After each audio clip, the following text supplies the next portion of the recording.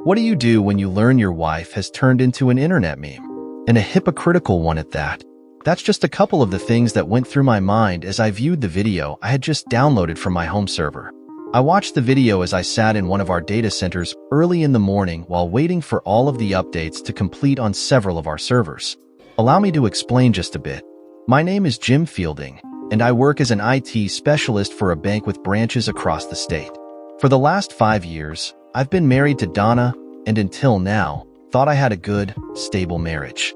We had even begun talking about starting a family, but sadly, that's not going to happen. Until recently, Donna managed a fairly high-end hair salon downtown. What happened, you ask? That's simple. The coronavirus pandemic. Donna's hair salon, like so many other businesses, had to close down. Fortunately, I still had a job because banks are considered essential, especially with all the stimulus money being lent to businesses to keep them afloat. Our bank had already instituted a program where most of the employees could work remotely through VPN. That worked well for me because it meant I could do most of my work from home. But there were times when I had to drive to one of our data centers or to a branch to correct one problem or another. The first 15 days were great. Donna and I spent lots of time together, a good amount of it in bed. The next 15 days, though, things started to get just a bit strained. I could tell Donna was eager to get back to work, and no one could really blame her. A lot of other people were just as eager to go back to making a decent living, but it seemed like there was something else bothering her. At first, I couldn't quite put my finger on it. She became short-tempered and snippy over little things. She hated the fact that I sometimes had to leave to take care of problems that were normally handled by subcontractors. I couldn't help it, though. The bank had decided to scale back on its use of subcontractors during the pandemic to keep costs down. That meant I sometimes had to drive up to 150 miles to do things like replace a battery in a branch UPS or perform manual updates of software on the back-end machines. It was during that second 15-day period that I began to notice some changes in Donna. For starters, there were several times I thought I caught a whiff of aftershave or cologne when I would get home from one of my trips. I didn't use any of that stuff, so I naturally wondered where it was coming from. I thought that maybe it was coming from Donna, but that would mean she had to be in contact with another man. Nah, I thought. My Donna would never do that.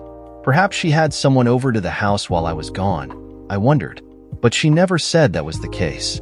As time went on and the lockdown continued through the month, the changes got worse. Donna became a screaming shrew, yelling at me about little things while I was trying to do my work in my office.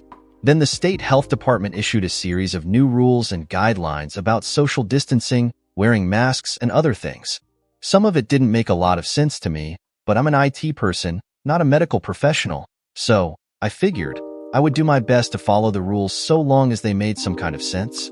Donna, however, went off the deep end. Let me explain something about Donna first. As long as I've known her, she's always been a by-the-book kind of person. I guess that's one of the reasons her salon always did so well. Everything had to be done just right. She expected her employees to follow the rules, and they did. When the new guidelines came out, she went over them with a fine-toothed comb, making sure we did everything the state said we should do. If I had to leave for a job, she made sure I wore a mask, had at least 2 pair of latex gloves, and gave me a bottle of hand sanitizer to keep in the truck, which was worth its weight in gold these days. All fine and good, I thought. But that wasn't enough for her. She went so far as to measure the distance between us in bed. When she realized there was no way we could keep 6 feet apart in our king-size bed, she announced that I would have to sleep in the guest room until the crisis was over, which also meant no sex. Are you out of your damn mind? I asked. We live in the same house, and we've been having sex all this time. Surely if we were going to get the virus, we would have by now. It's only temporary, she said. Besides, you know as well as I that you can have this thing and not show any symptoms. Look, you're out there touching all kinds of things. There's no telling what you might be bringing home. But no sex? I asked. That's outrageous. It's affecting me as well, she said.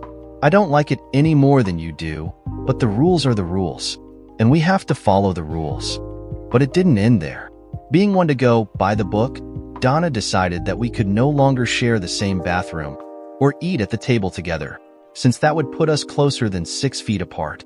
Donning heavy latex gloves, She split the dishes into two piles, one for me and one for her. We had to use only the dishes in our respective pile and was responsible for washing what we used. But wait, there's more, as the commercials like to say. She decided that we needed to be responsible for washing our own clothes. Not only were we not sleeping together, we weren't eating together. Any day now, I suspected, she would have us cooking our own food. For all intents and purposes, we had become little more than roommates, living under the same roof, but nothing more. Then the mayor announced what some called a snitch line, and a website where residents could report neighbors and others not following the strict guidelines. I understood and appreciated the mayor's desire to keep residents safe, but I personally thought this was probably a bit much. I expressed my concern to Donna, but she had a different opinion. "I think it's a great idea," she said. "I can't tell you how many times I see people not following the social distancing rules. There's no telling what can happen out there." "Well, I'm not going down that road," I said. "Suit yourself," she said, "but I intend to make good use of it."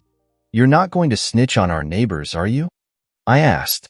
I considered several of them to be good friends, and the last thing I wanted was to see any of them get into trouble over something like violating a 6-foot social distancing guideline. "It's for their own good," Donna huffed.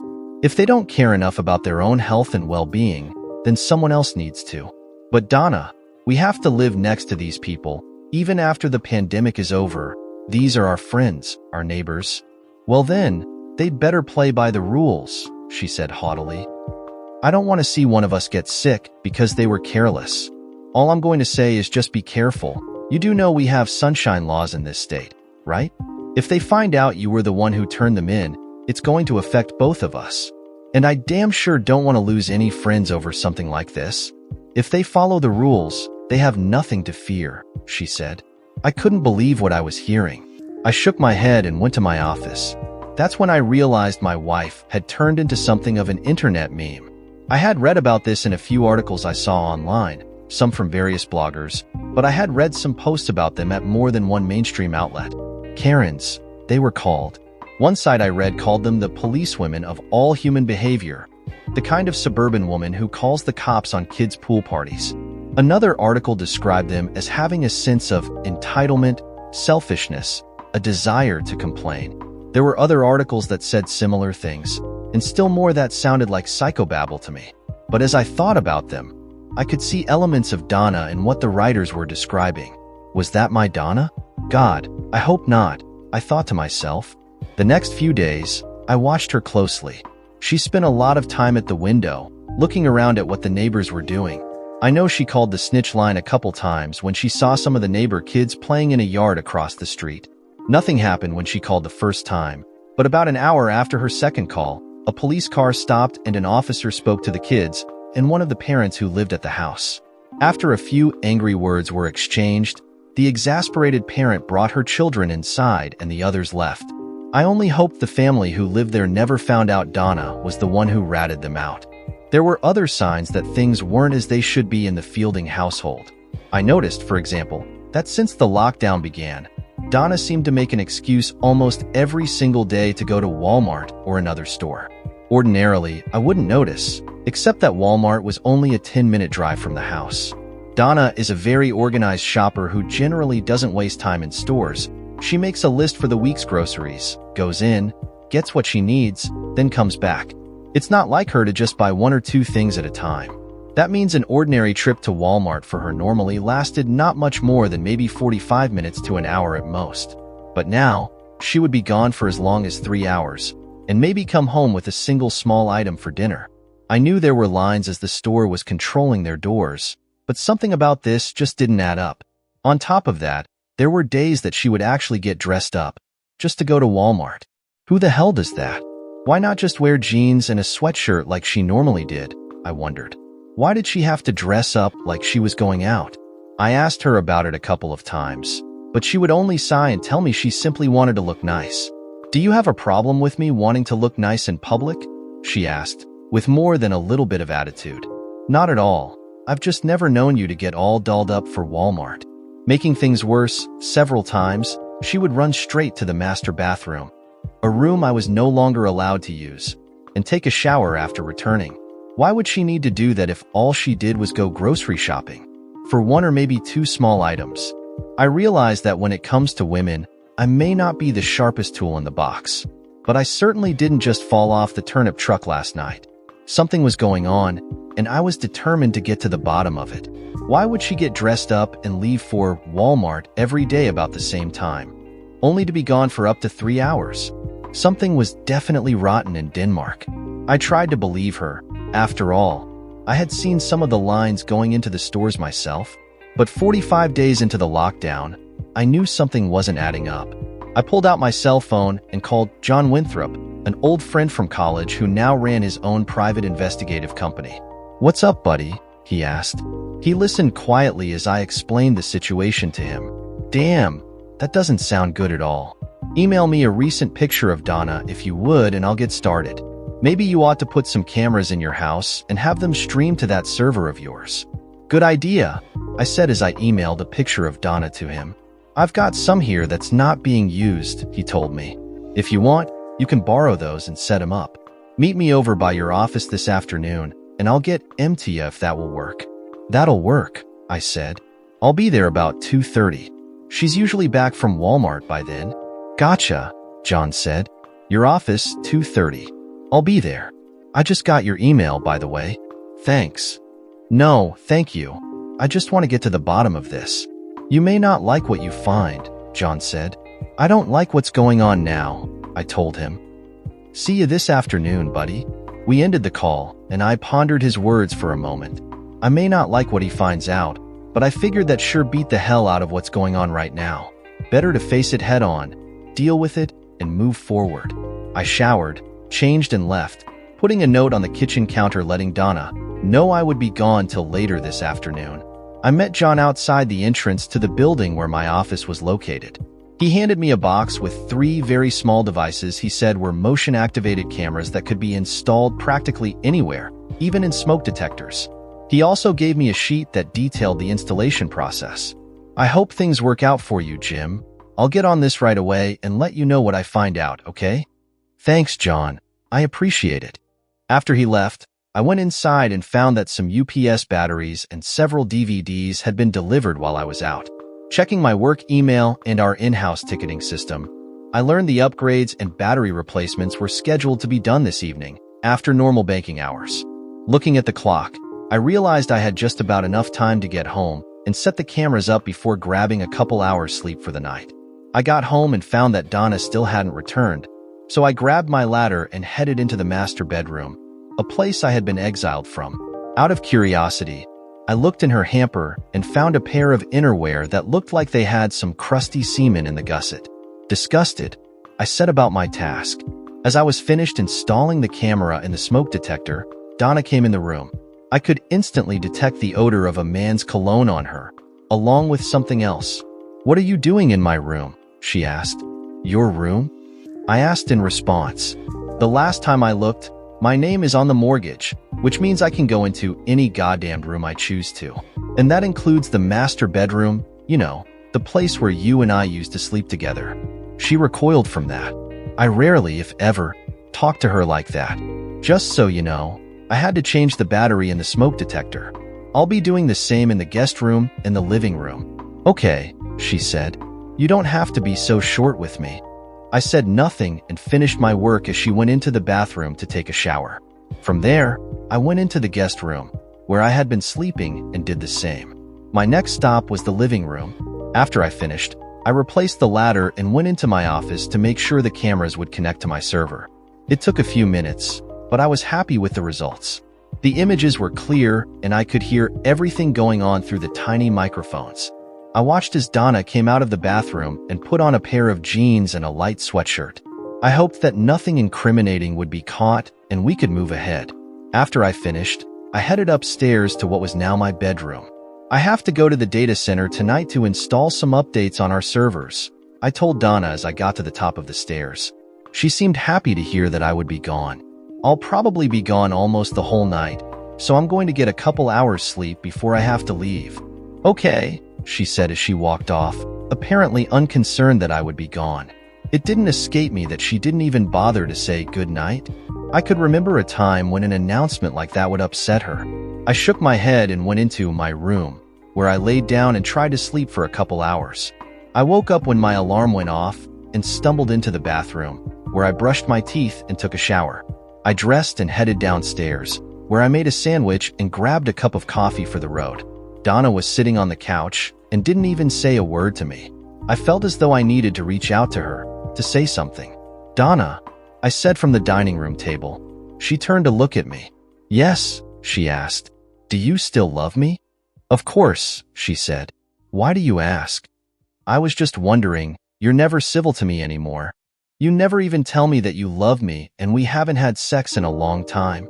Exasperated, she sighed heavily before responding. "Is that what's bugging you?" "No sex?" she asked. "It has been a while, and we used to make love pretty regularly," I said. "Now, we're basically roommates. Is something going on?" "Look, maybe I'm just tired of being locked down in the house all the time, okay?" she said. "It's not easy for me either. I'm just concerned that we're drifting apart." She nodded her head. "Maybe you're right. I'm sorry if it seems like I've been out of sorts lately.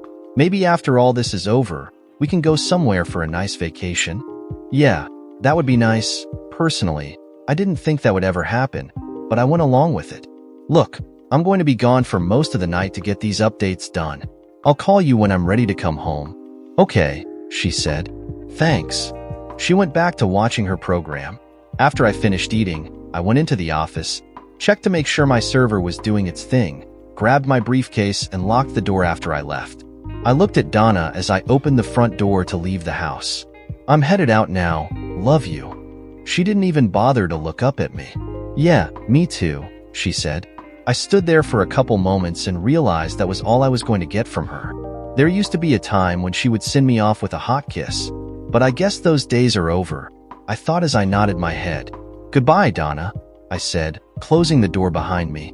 I got in my truck and headed out, my heart heavy. It took a little over an hour for me to reach the data center. I went in, replaced the UPS batteries, and started the upgrade script. I knew this would take several hours to complete, so I grabbed some coffee and sat down at the desk. I pulled out my personal laptop, connected to the network, and logged into my home server. I found several videos from earlier, so I checked them out. There wasn't anything unusual there, just short videos of me sleeping, Donna going into the front room, that sort of thing. I noticed that several times, she pulled out her cell phone and was busy texting someone. I hadn't had a chance to check her phone since she always kept it with her, so I had no idea who she was texting. One short video showed Donna in the master bedroom. She was holding a wedding photo that normally sat on the dresser. From the timestamp on the video, I knew this happened as I slept. She looked at the photo wistfully, then sat it face down on the dresser before she left the room. There were a couple other videos. One showed me getting ready for work, and the other showed our discussion before I left. I couldn't help but notice that aside from her heavy sighing, Donna showed very little emotion during that discussion, and she showed even less when I told her goodbye. It got very interesting after I closed the door, however. She looked at the door for a few moments, then got up to see if I had left. Once she was convinced I was gone for the evening, she pulled out her phone and made a call. Unfortunately, I could only hear one side of the call. "Hey, lover," she said, smiling. "Yeah, dipshit's gone. Probably all night. You ready to come over and play?" "In my bed, of course." Laughter.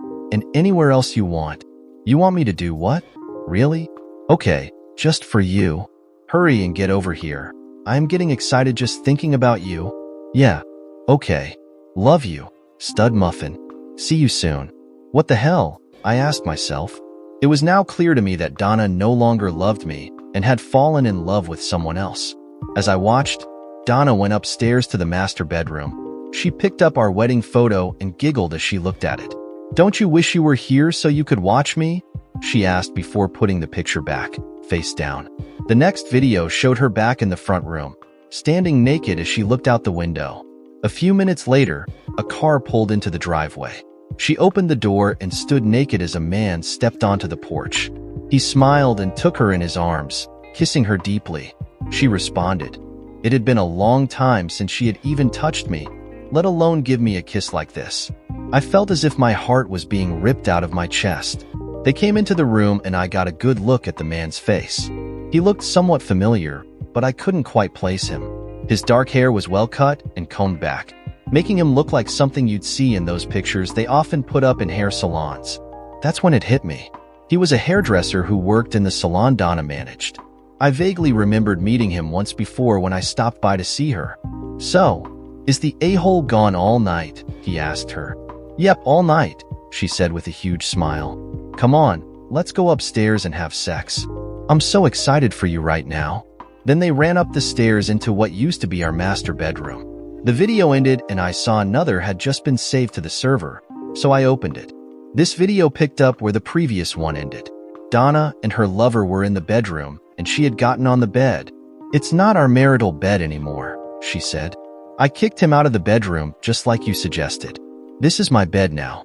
Or better yet, our bed, yours and mine." That explained a lot, I thought. They obviously had planned this all out. "Too bad the chicken isn't here to watch a real man having sex with you," he said with a wicked grin. She laughed. "Maybe later. Forget about him. Right now, I need you to screw me." I can't begin to describe the emotions that went through me as I watched and listened to them degrade and humiliate me in my own house, in what I thought was my marital bed. Part of me was sad for the loss of what I once thought was a beautiful thing. Another part of me was furious with blind, seething hate and rage. After all the years I had given her, supported her and took care of her, this was the thanks I get. It was probably a good thing I wasn't there when this was going on, I thought. I would probably have gotten my gun and killed both of them where they lay. But that would only see me put in jail, and I didn't want that. It's amazing how much a person's feelings can change in such a short time. At this moment, I didn't see Donna as my soulmate. She certainly wasn't my wife. For that matter, I had difficulty even thinking of her as a woman. She was just a self-absorbed bitch. I had to get away from this before I went crazy. I stopped the video and left the data center. I drove to a convenience store and bought a couple packs of cigarettes and a 6-pack of Coke. I would have bought some beer, but I still had a job to finish and I would need to be able to drive back to the house. It had been years since I smoked, but I felt I needed one before I completely lost it. I sat in the truck and smoked a cigarette before heading back into the data center, thinking about what I needed to do. Divorce was a no-brainer, but it wouldn't be nearly enough. I had to get some measure of revenge on Donna and her a-hole lover for what they were putting me through. But what could I do that wouldn't land me in jail? I went back in and checked on the updates, then sat back down to finish watching the video. I've read stories where guys talk about getting excited at seeing their sexy wives getting screwed. That didn't happen to me, thank goodness. Sure, Donna was a sexy woman, but what I felt watching them wasn't excitement. It was pure hatred. What was worse than watching the two of them screw in the master bedroom that used to be just for Donna, and I was listening to what they were saying. "You want me to get you pregnant?" he asked. "Yes, baby, get me pregnant," she said. "What about your chicken husband?" he asked. "What about him?" she asked derisively. "I'll make him think it's his and he'll have to raise it." "I like that idea," the man said. "Here it comes." Removing her rings, she put them in the palm of her hand. "God, you're wicked," he told her. "That's why you love me, isn't it?" she asked. I yelled, I cried, I raged. I wanted to throw my laptop against the wall. I couldn't believe the woman I had promised to love to the end was doing this to me, to us. I swore that whatever it took, I would get vengeance on them both. As I watched the video, the two were cuddled up in what used to be my bed. "So tell me, Donna," he said, "why don't you just divorce the a-hole and come live with me?" "Oh, come on," she said. "You think I'll give this up to live in that little trailer you call a home?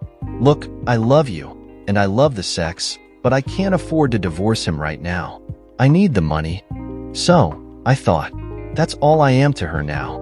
A meal ticket. Well, hell with that noise.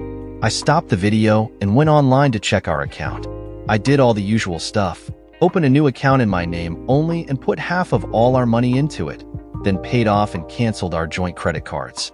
I also went into our online HR page and took her name off my retirement account. I would have taken her off my insurance, but was unable to because it wasn't open enrollment and I didn't have a final divorce decree according to the rules HR had laid out for us. Other than that, I did everything I could to separate her from me financially. One of the benefits of working for the same bank that held our account. I started the video back up. So, are you telling me that once this pandemic is over and we're back to work, you'll divorce him? He asked. Yeah, by then, I'll have more money saved up and I can file for mental cruelty or something. I'm sure I can find a shark who'll ruin him. Not if I find one first, you bitch, I thought. Ooh, this looks like it's coming back to life. I couldn't take much more of this and fast-forwarded through this part of the video. After he had screwed her, when they finished, they laid back down in the bed and snuggled some more. So much for social distancing, I thought. After a while, they went to sleep and it looked as though the night's festivities were over. I checked on the status of the updates. I figured they would be done in about an hour. So I sat back down and thought about what I should do. After what I heard tonight, there was no way I could ever imagine being in the same house as Donna. I had seen and heard enough, and felt there was no need for John to follow Donna. So I came up with an idea. I spliced several pieces of video into one clip, and sent the video I made to every one of her family members, explaining that I would be getting a divorce and filing under adultery. By then, the updates were complete. So I tested the systems and verified everything was working as it should. I packed my stuff up and headed back out to the truck, deciding to crash Donna's little party. I checked the time and found that it was only 1:30 a.m. That meant it would be about 2:30 by the time I got home. Donna wasn't expecting me until much later. Good, I thought with a wicked smile. I got in the truck and lit up a cigarette, then headed out. It was actually 2:25 by the time I got home. So I turned the headlights off so as not to wake Donna or her lover. I parked in the driveway, next to Shithead's car, not bothering to open the garage door. I went into the house, turned off the security system and put my laptop bag in my office. Then I slowly crept up the dark stairway and walked through the open master bedroom door. They were both sound asleep, their arms around each other. How touching, I thought. I stepped into the room and turned the overhead light on. Get up, get up, get up, I shouted, the way my drill instructors did when I was in boot camp. Surprised and scared, they jumped up out of the bed, not knowing what was going on. What the hell is going on in here? I yelled at the top of my voice. Oh my God, Donna said when she realized I was the one who woke them up. Jim, what are you doing home? You were supposed to be at work all night. I got finished early and wanted to see my loving wife, I sneered. But what do I find instead? I find my wife with her lover in my bed. Sure, Thad looked at me, scared. Look, man, I'm sorry, he stammered. I glared at him. Just get your clothes on and get the hell out of my house, I roared. You have 30 seconds and 25 of them are already gone. Move. He ran around like a chicken with his head cut off, looking to find his clothes. I turned to Donna. Maybe I should call the mayor's snitch line and report you for violating social distancing guidelines, I told her. Pack your shit and get the hell out. Now. Jim, she begged. Please, it's not what it looks like. I laughed in her face. Oh please, spare me your bullshit, bitch, I said. You love Shithead here, go live with him. But, she stammered. No buts, bitch, I said. Get out. Now. I'm no longer your meal ticket. You want to have Shithead's children, fine. You go stay with him in his trailer. I'm seeing a lawyer about a divorce as soon as I can. Now, get out. Don't make me repeat myself. Wait, you know about... She began. I saw and heard everything you two said and did tonight. 3:04, I said. Her eyes grew wide as she took in what I told her. And right now, you make me want to puke. She started crying as the realization of what I said hit her. Stop crying, I growled. Pack your shit and get out. Whatever you leave behind is either getting burned or thrown away. You can't mean that, she cried. Oh, yes, I can. And I do, I told her. I loved you exclusively, and you repaid me with lies and bullshit, cheating on me with that sack of shit. Right now, I hate your guts with every fiber of my being. I never want to see your scuzzy face again as long as I live. Is that clear enough for you? Crying for my verbal assault, she got out of bed and began packing. Shithead was still trying to get his clothes on, so I decided to enlist his assistance. Help her pack, a-hole, I ordered. What? He asked. Are you stupid and deaf? I said, You can help her pack. I'll bring up some garbage bags, and you can start throwing her shit in them. You're part of this shit show, so you can do your part.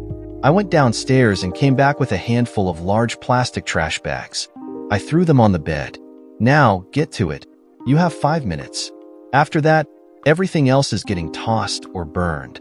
A few minutes later, Donna and her lover carried out several bags of her belongings, placing them in their respective vehicles.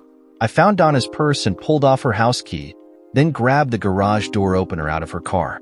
I removed my wedding ring and put it in Donna's hand. She looked at me with tears in her eyes. "Don't you want this?" she asked. I shook my head. "No, not anymore. Now go. I assumed you'll be living at Shithead's trailer, so I'll have you served there.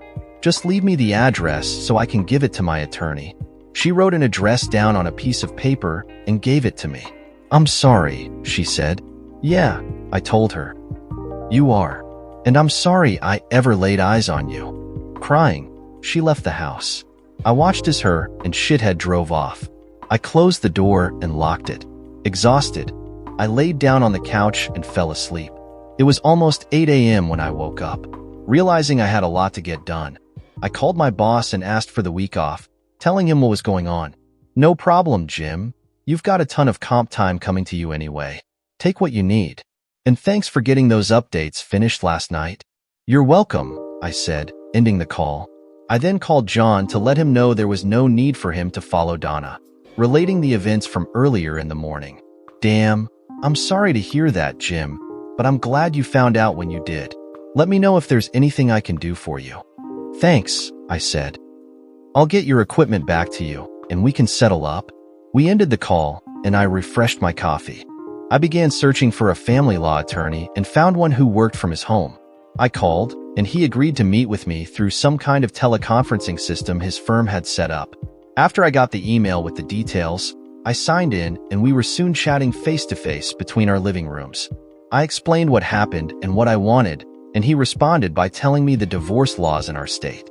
It turned out that we lived in a no-fault state, and I couldn't file under adultery.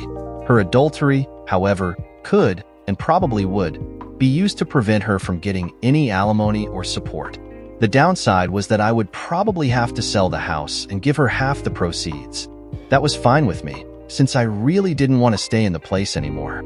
"I'll get started on the paperwork and have her served in a couple days," he said. I gave him all the pertinent information, her address, place of business, that sort of thing. "Someone from our office will contact you for my retainer," he said. "I'll be in touch." I thanked him, and we ended the call. I pulled the cameras, then began gathering up what Donna had left behind, putting it into 3 piles, one for the burn pit, another to toss out, and a third for goodwill. It was nearly 12 o'clock when my phone rang. I looked and saw that it was her sister, Doreen. Doreen was a couple years younger than Donna and was also out of work since the restaurant she worked for closed down. "Jim, what's this shit about you tossing Donna out in the middle of the night?" she asked. I could tell she was quite angry. "Did she tell you why I threw her out?" I asked. "She said it was just a little misunderstanding." "Check your email," I told her. "Once you see what I sent, you'll know why. Goodbye, Doreen." I ended the call before she could respond. A few minutes later, I got another call, this time from her parents. I always liked her parents and we got along quite nicely. "Jim, I got a strange call from Donna," her father, Alan, said. "She tells us you threw her out of the house at 2:30 in the morning. Is that true?" "Yes, Alan, it is." "Why in the world would you do something like that?" he asked. "Did you check your email?" I asked him. "No, I didn't," he told me. "Check your email and you'll know why. Talk to you later, Alan. Give my best to Linda." Linda was Donna's mother, and I loved her like my own mother. I kept working and the piles were growing as I sorted through all of Donna's stuff. About an hour later, I got another call. It was Doreen. I answered my phone. "Jim, I just watched that video and I'm so sorry. She made it sound like you were being unreasonable and tossed her out for no good reason. Do you know who that is she's with?" I asked. "Yeah, that's Ronnie," she said. "He worked at Donna's hair salon before it was closed." She confessed to me that they've been an item for quite a while, even before the pandemic. "It's wonderful," I told her. "Listen, She asked if I could pick up some of her things, Doreen said. You think I could swing by and get them? If you're fast, I'm sorting through what she has here. A lot of it's going to Goodwill. The rest is getting thrown out or getting burned. Burned? She asked, shocked. Yeah, like her wedding dress, all of our photos, that kind of thing. You're going to burn her wedding dress? She asked. Really? Absolutely. Please, don't burn anything or throw anything away until I get there. Please, she begged.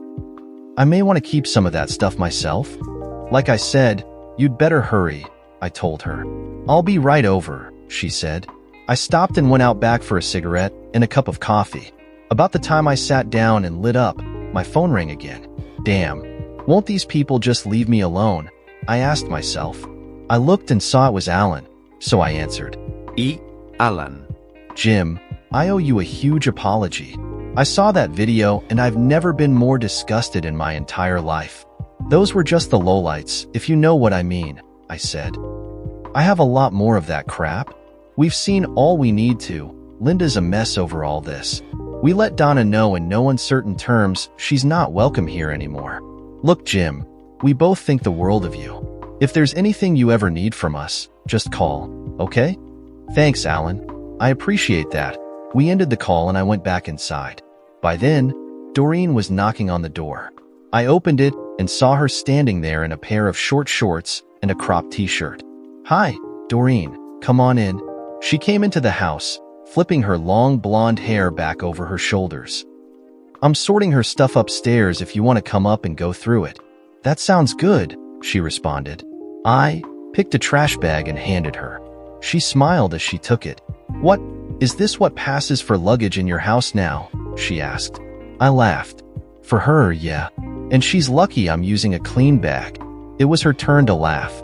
We went upstairs and she looked through the piles of stuff, tossing quite a bit into the bag. Needless to say, she wasn't very careful with it. She saw Donna's rings sitting on her nightstand. She left her rings here? Doreen said. I nodded my head as she reached out for them. You might want to disinfect them first, I said. That's gross. No way am I touching those things. What are you gonna do with them? I shrugged my shoulders. I don't know. I was thinking about cleaning them, then selling them at a pawn shop or something. They're worthless to me, and they obviously don't mean shit to Donna anymore. Obviously, she said.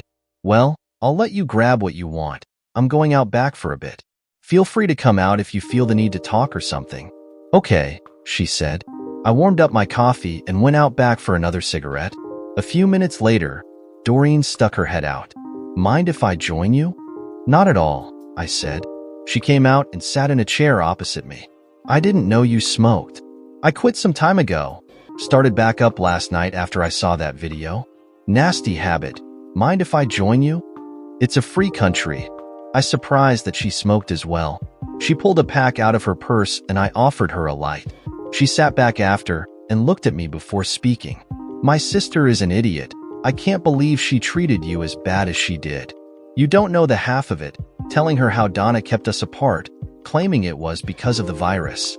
In reality, though, it was meant to keep me away from her. She's not just an idiot. She's a stupid idiot, Doreen said. After a few moments, I saw she started to seduce me the way she sat. A small smile began to creep over her face. You know, I've had a crush on you from the moment I first met you. Really? I asked. Of course I knew. She was always quite flirty with me whenever we were together, accidentally. I knew it irritated Donna to no end, but I never did anything to encourage her. For that matter, I never did anything to discourage her, either. I've always thought the world of you as well, I said. She smiled and said, I'm not my sister. I know. No, you don't understand, she said. Yeah, we grew up together, but that's about it.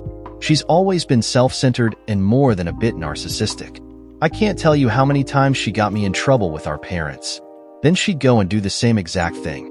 To be honest, I'm surprised the two of you lasted as long as you did. Really? I asked. Why? She was always changing boyfriends when we were younger, Doreen said. She'd hook up with a guy, and it would last maybe a few months before she was hooking up with someone else. Every other guy, she had dumped her like a sack of potatoes. I wish I had known that before I married her. I thought about warning you back when I first met you. Why didn't you? I asked. I almost did, several times. But I could tell you were head over heels in love with her. I didn't think you'd believe me. I nodded my head in agreement. You're probably right, I said. I did love her, once. And I probably would have thought you were just trying to split us up so you could move in. I did warn her, though, Doreen said. I told her if she ever hurt you in any way, I would make her pay. She promised me she would never hurt you or treat you the way she did her other boyfriends. Have you thought about revenge? It's crossed my mind, I said. I spoke to a divorce attorney this morning, and he started the paperwork. But is that all? She asked. Isn't there something else you'd like to do? I knew what she was hinting at, but I wasn't about to take the bait. Not yet, anyway. Yeah, but I'd end up in jail. She laughed. That's not what I had in mind. Her free hand started pleasing herself. I could probably have had her right then and there, but it was too soon. I'm still legally married, I said. The divorce papers haven't even been served yet. She smiled before she responded. Good answer. That's okay. I've waited 5 years, so I guess I can wait a bit longer. Are you staking a claim or something? I asked. She laughed. Damn right I am, she said.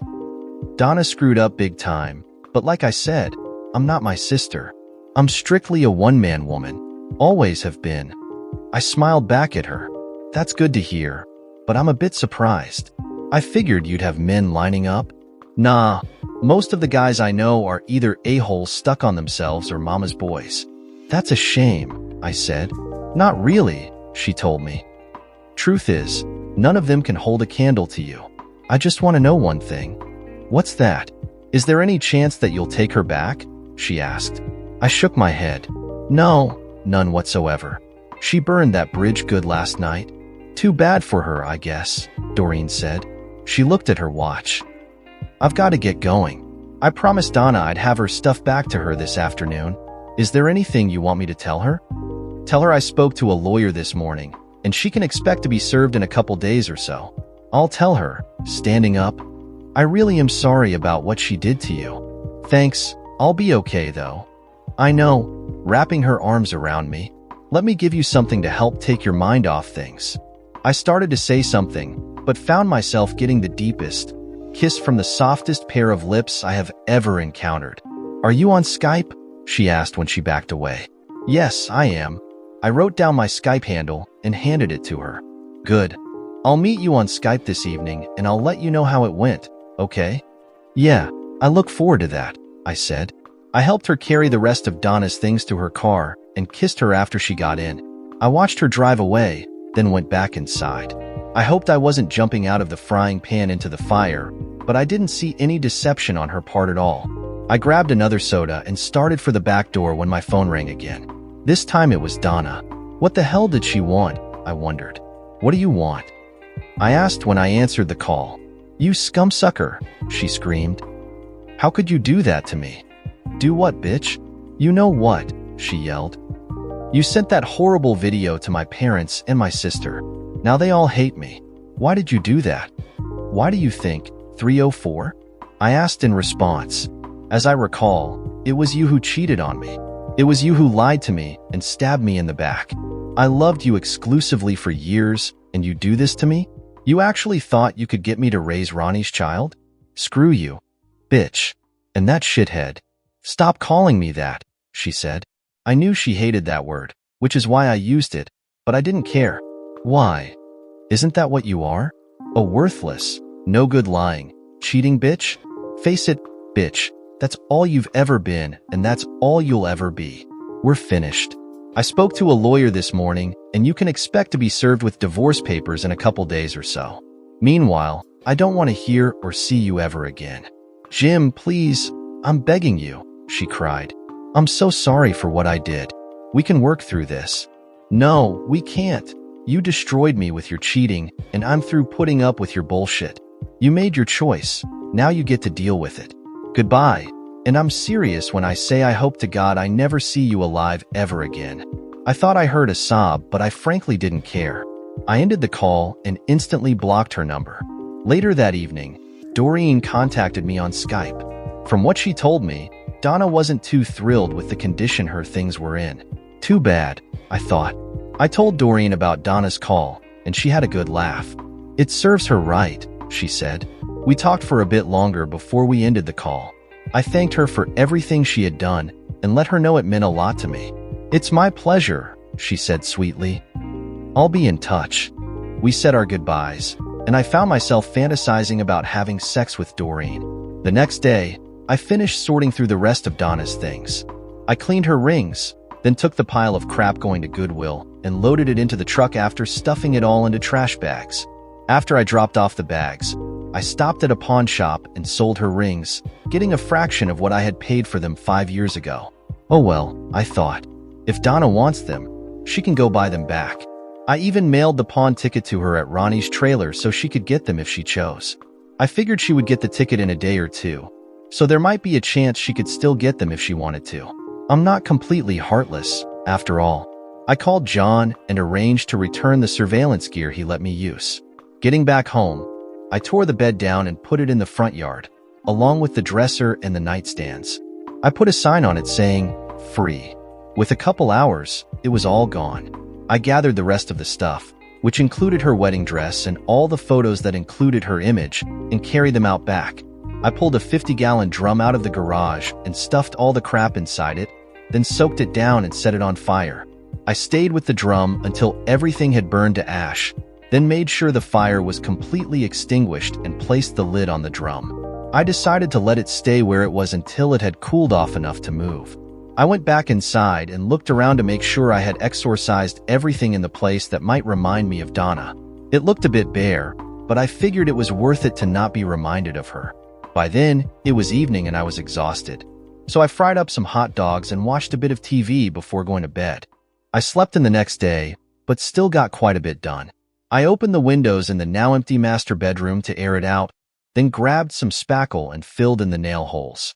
I grabbed the carpet shampoo machine and cleaned the carpet as best as I could. It was late afternoon by the time I got finished with all that. I was in the garage, cleaning out the shampooer when I saw Ronnie's car pull up out front. I opened the garage door and grabbed a baseball bat I had by the back door. I stood by the open garage door and saw them get out of the vehicle and start walking to the front door. I stepped out and stopped them. "What do you want?" I asked. Donna looked at me and held up 2 envelopes. "What is this shit?" she asked. "If I'm not mistaken, those are divorce papers," I said. "Sign them and send them back. I've been more than fair, so the sooner you do that, the sooner we can end this sham of a marriage. And don't fight me on this. I'm prepared to use the whole video I captured of the 2 of you in our bed." "Well, what's this?" Holding up a smaller envelope. I recognized it as being the one I mailed to her earlier. "That looks like a pawn ticket. I got rid of your rings. I took a wash on them, but I guess that's just the way it goes. I sent you the ticket in case you wanted to buy them back. I don't want them, and from what I saw, you didn't give a shit about them either. I suspect the judge will probably understand why I did what I did." "You scumsucker," she cried. "Do you really hate me that much?" "Yes, I do," I told her. "What else did you do?" "I got rid of the rest of your stuff just like I promised," I said. "I gave away the bedroom set, hauled stuff to Goodwill, and burned the rest." "Burned?" she asked. "What did you burn?" "Your wedding dress, any pictures that included you. You know, junk." "You actually burned my wedding dress?" she said, tears falling down her cheeks. "Yup, you want the ashes or something?" She broke down sobbing as Ronnie held her. He looked at me before speaking. "You really are a heartless scumsucker." "Yeah, I am. Especially when someone I once loved with all my heart stabs me in the back like she did with you. I should warn you though, she's liable to cheat on you before too long, so don't get too used to having her around. Now, get the hell off my lawn and out of my neighborhood." He turned her around and guided her back to his car. She turned to look at me before she got inside. She started to say something, but I cut her off. "By the way, you 2 look to be a lot closer than 6 feet. And neither one of you are wearing masks. Maybe I'd better call the mayor's hotline and report the 2 of you." I pulled out my phone and acted as though I was actually going to call. She sobbed as she got in the car and closed the door. Ronnie got in and took off, squealing his tires. I smiled and put my phone back in my pocket. I figured she would probably fight the divorce, so I was surprised when I got a call from my lawyer the next morning telling me she had signed the papers and dropped them off at his firm. So, I got them filed and we have a tentative court date set for 2 weeks from today, he said. Fortunately, the court in this county is a lot more technologically advanced than many others, and this can be done online since she doesn't appear to be contesting it. I've sent both you and Donna information on how to access that system. I've also sent a copy of your video to the judge, so he can take a look at it. I have a feeling things will work out well for you. Thanks, I said before ending the call. About 2:30, I got a call from Doreen. How's it going? I hear Donna got served, she said. Yeah, she did. Lawyer called, said she signed the papers and returned them. We have an online hearing set for 2 weeks from today. Good. Donna also told me what you did with her rings and wedding dress. Yeah, not exactly two of my finer moments, but it was something I felt I had to do.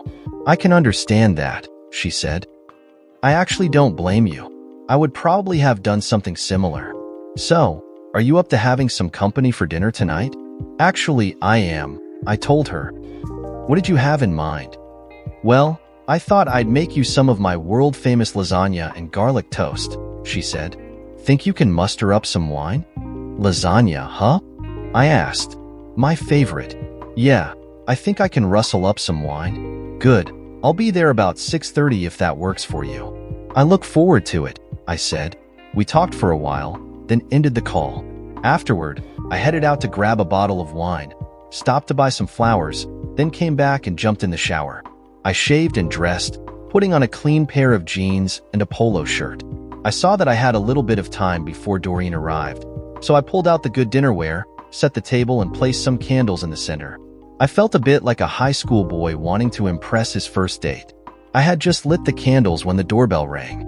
I opened the door and invited Doreen in, taking the hot lasagna from her and setting it down on a heat rack I already placed on the table. She put the garlic bread on a large plate I had set out for it. As she did, I took in her dress. She looked absolutely stunning in her short black dress. As she dished out the lasagna, I poured us each a glass of wine and then held out her chair. She smiled sweetly and sat down, giving me a good look. You look every bit as delicious as this lasagna does, I told her. She smiled up at me. Well, thank you, she said. And you look pretty fetching yourself in that polo shirt. By the way, I like what you've done with the place. I don't see anything that suggests Donna ever lived here. That was the idea. I took a bite of the lasagna and felt like I was in heaven. This is the best lasagna I have ever eaten, I told her. I'm glad you like it, she said. Just wait till you see what I brought for dessert. Dessert? I didn't see that she had brought anything else. I was confused for a second, but then it hit me. Duh, I said to myself, mentally slapping myself on the head. It just dawned on me what she meant, and I smiled at her. Yeah, I got what she meant. After we ate, Doreen helped me clean up the table. After we were finished, she turned to look at me. Reaching up, she untied the dress. It took me a few seconds to realize I had actually stopped breathing. Standing before me was the most beautiful woman I had ever seen in my life. What's the matter? She asked. Haven't you ever seen a naked woman before? Not one as sexy and beautiful as you, I finally stammered. She kissed me deeply. Are you ready for dessert? I couldn't remember feeling anything this good in my life, not even with Donna. She wrapped her arms around my neck and kissed me deeply. I love you, Jim, she said when she broke the kiss. I've always loved you and I always will. Please, I promise you, I'll be your woman as long as you'll have me. I kissed her pretty face and smiled at her. I love you too, Doreen. I wish to God I'd met you before I met Donna. She smiled back at me. Me too. There's one thing I want to do, though, she added, as she got off the table. Damn right, I said. You want to go upstairs? I thought you'd never ask, she said. We went upstairs, arm in arm, and went into the guest bedroom. The bed was a bit smaller than the one that used to be in the master bedroom, but there was plenty of room for Doreen and I. We made love on that bed for what seemed like hours before finally falling asleep in each other's arms. The next morning, she woke me up. I felt like a new man. and I had this wonderful woman to thank for that. We patted downstairs, and I made some coffee while she cooked up some breakfast. I sat in a stool at the breakfast counter and watched as Donna made bacon and eggs, wearing nothing. I could get used to this, I told her as I watched her sexy bum. She laughed. I hope so, cowboy, she said, because I intend to do this every chance I get. Seriously? I asked. Yep, you have no idea how long I've dreamed of being with you. She pulled out 2 plates and filled them both with bacon and eggs. We sat at the counter as we ate our breakfast. So, what's on your agenda for the day? She asked when she finished. I have things to finish up around here.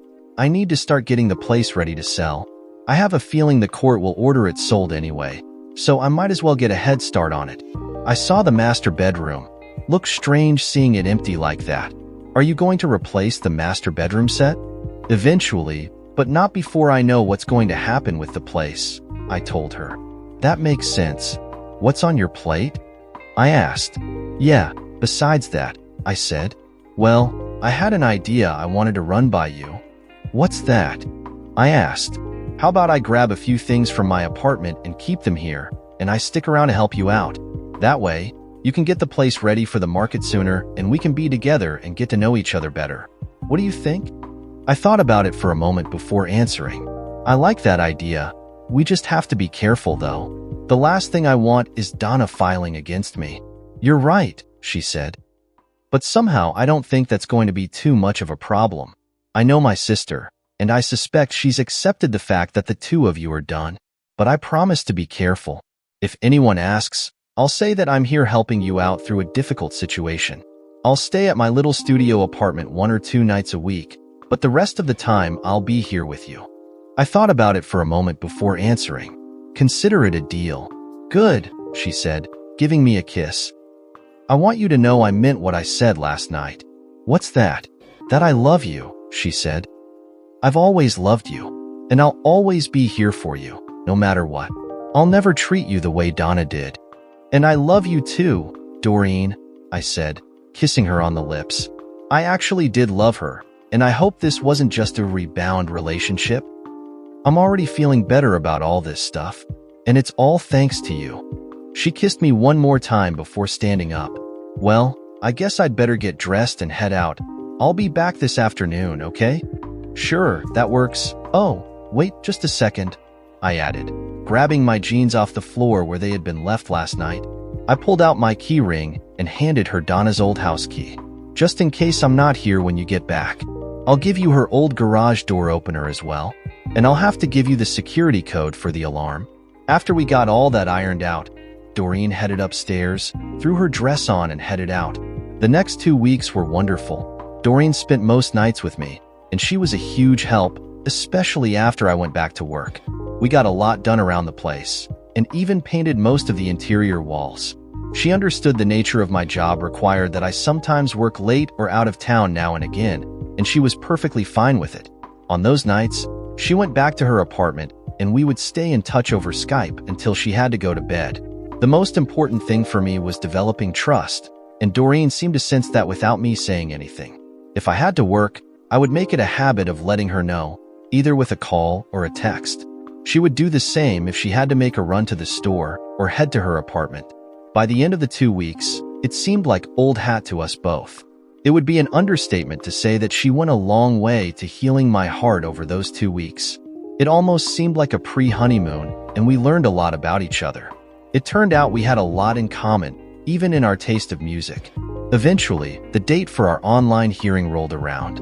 I was surprised that Donna hadn't tried to contact me during the previous 2 weeks, but I really didn't mind that she hadn't tried to call me.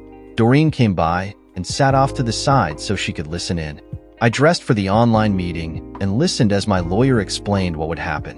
As he described it, since Donna wasn't contesting anything, the hearing should be over in about 15 minutes or so. Nevertheless, the judge had allowed for a full hour just in case. Between you and me, I think he likes to take a break in between these things, my lawyer said. Soon, everyone was online. The judge, the bailiff, the court reporter, myself and my attorney. Donna, however, was not online. Mr. Winthrop, the judge said, do you have any reason why Mrs. Fielding isn't online? No, Your Honor, I don't, my lawyer said. I sent her an email with the instructions a couple days ago, but I haven't heard from her. Mr. Fielding, have you heard from your wife? The judge asked. No, sir, I haven't. All right, he said. Bailiff, I want you to contact the sheriff's office. Get them out to Mrs. Fielding's address immediately. If there's no good reason for her to not be online, have her taken into custody. Yes, sir, the bailiff said. We sat around, cooling our heels waiting for something to happen. Finally, after about 45 minutes, the bailiff returned. Your Honor, I just heard from the deputies who were dispatched to Mrs. Fielding's residence. According to them, both Mrs. Fielding and her companion were found deceased. The medical examiner has been called to the location. I see, the judge said. Thank you, bailiff. Mr. Fielding, it appears your petition for divorce has been rendered moot by your wife's untimely death. I'll wait until I get the official word from the medical examiner before I officially close the case. In the meantime, please accept my condolences and the condolences of the court for your loss. Thank you, Your Honor, I said. The judge, bailiff, and the reporter left the call, leaving just me and my attorney. I'm sorry about this, Mr. Fielding, he said. If you like, I can take care of your wife's probate. I assume she didn't have a will. No, she didn't, I said. Thanks. I held Doreen as she cried over Donna's death. I felt a bit of sadness as well. Thanks to Doreen, I no longer hated Donna, but I still hated what she had done. Then I remembered telling Donna I wished to never see her alive again, and I felt a pang of guilt. It was something said in anger, but it still ate at me. A couple weeks later, the state began reopening and life started to return to some semblance of normal. The autopsy on Donna and her lover revealed that both of them had died from the coronavirus. However, the medical examiner found that both of them had taken rather large quantities of illegal drugs. The ME also reported that Donna was also pregnant. No doubt, with her lover's child. For some reason, neither of them had thought to go to the hospital. I agreed to attend the funeral, mostly to support Doreen and her parents. Fortunately, I had taken out a term life insurance policy on both Donna and I through the bank, so her final expenses were more than covered. Alan and Linda were both happy to learn that Doreen and I were together as a couple. I'm still not sure where our relationship is going, but I suspect I'll be popping the question before too long. Right now, she's showing me just how much she loves me, and I have to admit, I'm enjoying it. So if you'll excuse me, I'm going to concentrate on this beautiful woman for a while. Dear listeners, please share your thoughts in the comments section below, and don't forget to like, share, and subscribe.